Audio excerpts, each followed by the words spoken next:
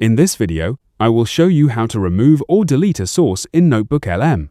First, open NotebookLM in your web browser and open the notebook that contains the source you want to remove.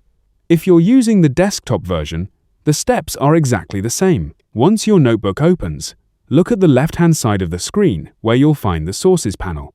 This section contains all the documents, PDFs, Google Docs, websites, and other files you've added to the notebook. If you don't see the Sources panel, expand the sidebar or maximize your browser window. Now, locate the source you want to remove.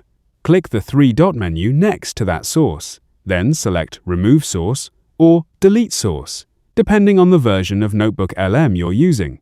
When prompted, click Delete to confirm. The source will immediately be removed from your notebook and will no longer appear in the Sources panel. From that point on, NotebookLM will no longer use that document or link when generating summaries, answering questions, or creating new content for that notebook. If you found this video helpful, subscribe to our channel.